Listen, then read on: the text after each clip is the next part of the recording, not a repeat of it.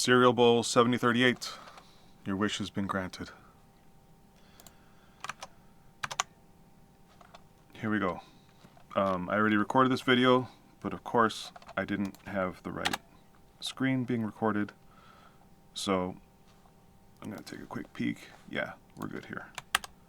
So in measure 1, we start with this kind of awkward beginning.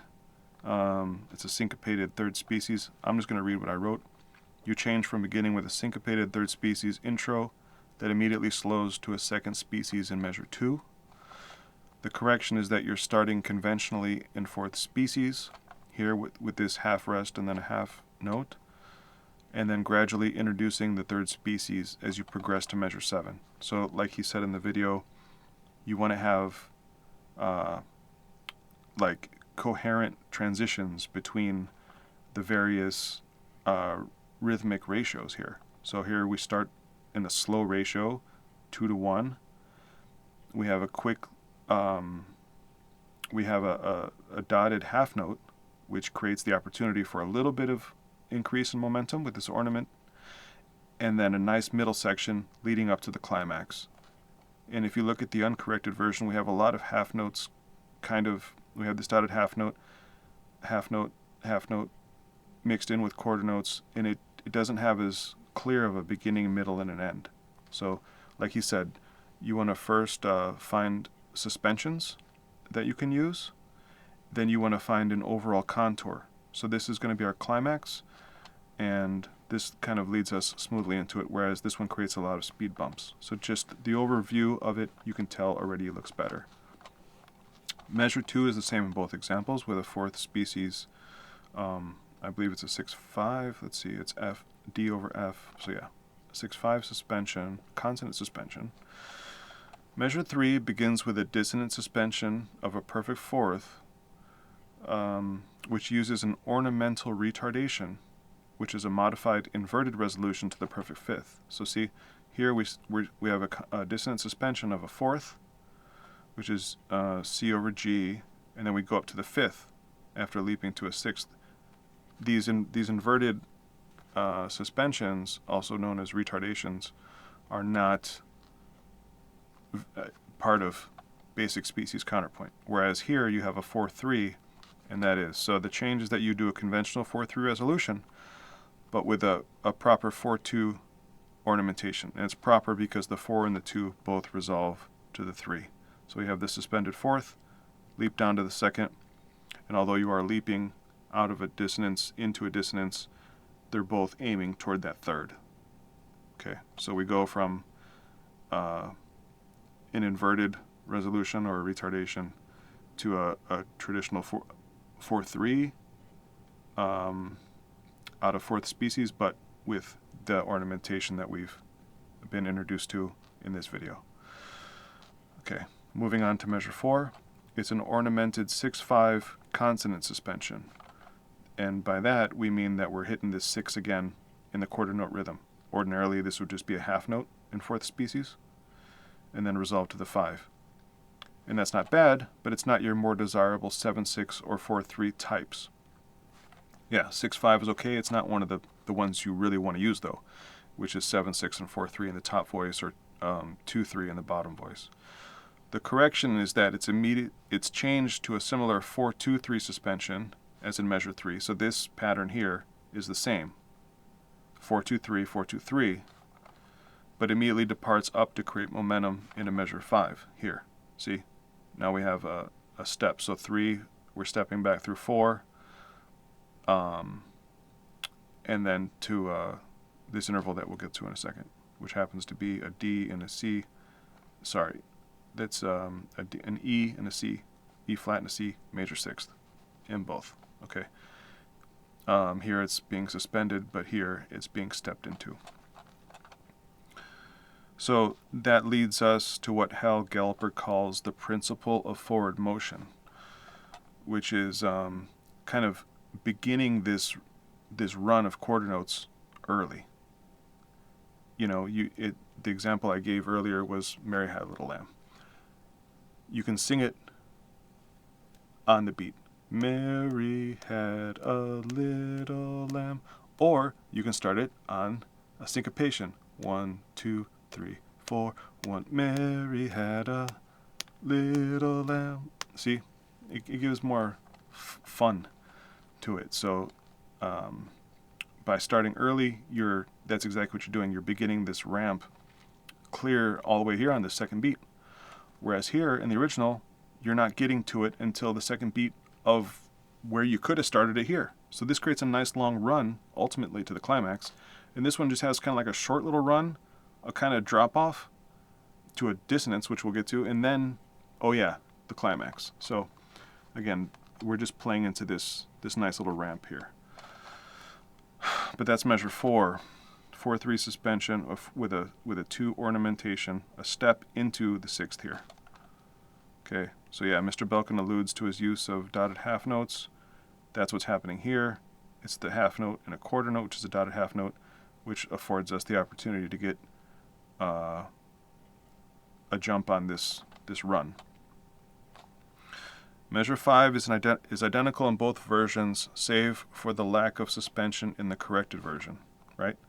So here we still have the C, D, E, and G. It's the same, but this in measure 5 is not suspended. I.e., there's a pacing bump between measures 4 and 5 that the correction fixes. So here, we have the quarter notes, but then a pause, a long pause. Here, no pause. And Mr. Belkin talks about, not having the bumpy ride. So once you get going, stay going. The technique in this measure is a third species ascending dissonant passing tone, right? So we have 6, 7, 8, and then followed by a leap from the octave to the major 10th right here. Same in both. Measure 6 is a significant change because here we have a 10th which steps down to a 9th and then holds over to the strong beat, which you don't want to have dissonant strong beats in species counterpoint, except for 4th species, which I'll tell you in a second. Resolves on the 4th beat, which is a syncopated resolution that Mr. Belkin explains in his chart of various ornaments, that you want to avoid this. You want to keep your resolutions on strong beats, keep things clear. This is definitely muddying the waters here. Here we have the correction is a 10 to a 9, and then back to the 10 on the strong beat, the 3rd beat here. So this is a dissonant neighbor tone, and that is already precedented in 3rd species with all the quarter notes and stuff. So back on the 10th, we jump down to the octave. This one, again, resolves late. It's just not right, and that should be clear. I'll read what I wrote. The original starts on a major 10th, but immediately steps down to a major 9th. A dissonance that carries through to the 2nd strong beat, only resolving on beat 4. This is a very non-Fuchsian syncopation of the tensions and resolutions that Mr. Belkin demonstrates in his chart of various ornamented suspensions earlier in the video. Specifically, having tensions on the strong beat is unprecedented in the species, save for the double neighbor of species 3, which is alleviated through momentum of steady quarter notes absent here. Okay, all this is this. 3rd species, double neighbor, step, leap a 3rd the opposite direction, and then return to the 1st. So it'd be like you start on the 3rd, you step to the 4th, leap down to the 2nd, and then return to the 3rd. So you have a dissonance on beats 2 and 3, and it's softened because it's being approached and left by step. So yeah, double neighbor, you can see that you can have a dissonance on beat 3, but it's surrounded by quarter notes and stepwise motion. Here, there's none of that. I mean, it's surrounded by quarter notes, but it's by stepwise motion, but you're missing the momentum here. So the changes that we start with the 10th on beat 1, move to a lower dissonant neighbor beat 2, back to the 10th, and then which is a safe resolution, and then we leap down a 3rd to the octave, which prepares the upcoming leap for measure 7. Okay, there's really nowhere else you can go here, because you're already on this A and you're going to the B flat. You can't step anywhere because there's no step between them. And if you leap up and come back down, not only are you approaching what would be the climax by similar motion, which is not as exciting, but you're actually creating your own climax on beat 4 just for one little beat instead of being on the downbeat. So that really is anticlimactic. So even though this does create a stepwise motion to the climax, the way that you get there is all janky. Here you're preparing the leap into the climax, which Mr. Belkin is not opposed to doing, but you prepare it by coming down a little bit first. So there you go. So you better prepare your climax on measure 7. Measure 7 is fun because it shows Mr. Belkin's more liberal approach to using intervals of a 13th between two voices. More conservative counterpoint limits it to a perfect 12th. So this is a major 13th or a compound 6th because there's no 7th. In the original, he leaps down a 6th to the octave of the cantus and then immediately departs by contrary motion by step to the next measure. The correction is based on a descending major 6th being more difficult to sing than a descending octave, which is what changes. So here, he's descending by major 6th and then stepping up. So this octave here is with the cantus to a 9th. Steps away to this measure here, which we'll get to. This is a descending octave, which is more easy to sing. So if you go la, do, la, so, do. That should be a la, do. That should be a 6th, as opposed to la, la. It's just easier to sing, right? So 6 to 1 is harder to sing than 6 to 6, an octave down. You should be writing for untrained voices. So if you have the choice, pick the easier leap to sing.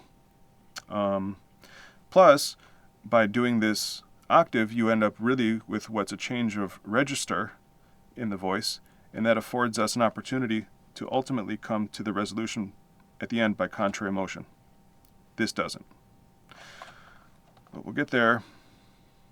Also, the 2 quarter notes create kind of a grab bag of random rhythms that the corrected version clarifies with a pure 4th species specimen. So yeah, here we have this random half note. Here we have a half note, then 2 quarter notes, and then half notes again. So it's very janky, bumpy. Here, it's very clear.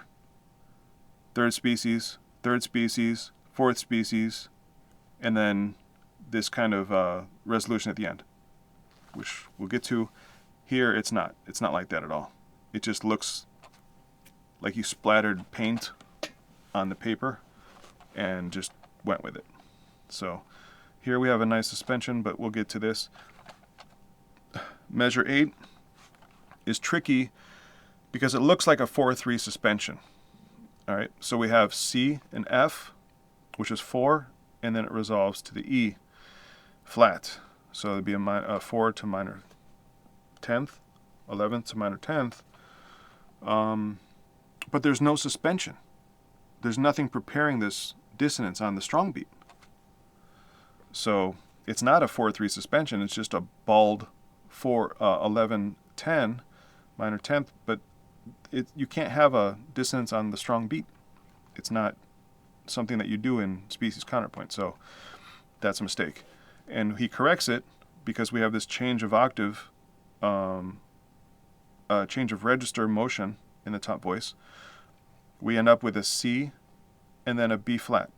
So that's a minor 7th, leaps to a 5th, ends up on the major 6th, I believe. Yeah, this is an A above C. And then we leap up to the C, which is the octave here, no problem, and we end up on this 6th. So, yeah, this is a 7-6 ornamented with a 5th, so that's one of your more juicy, desirable suspensions. And we have a nice contrary motion here, all the way from the second half of measure 7 into the end. So that should clarify everything. Thank you for your question. I am doing this to avoid work because I'm getting ready to start on the 5th species with Alan Belkin now. I've already been through the open music theory 5th species, and like they say, you learn by teaching. So that's my understanding of it. Hopefully that's correct, and hopefully that was helpful. Also, thanks to Mr. Belkin for providing this amazing resource. I think anybody who wants to learn Counterpoint should go through his materials. They're free, they're excellent. And yeah, so like, comment, and subscribe.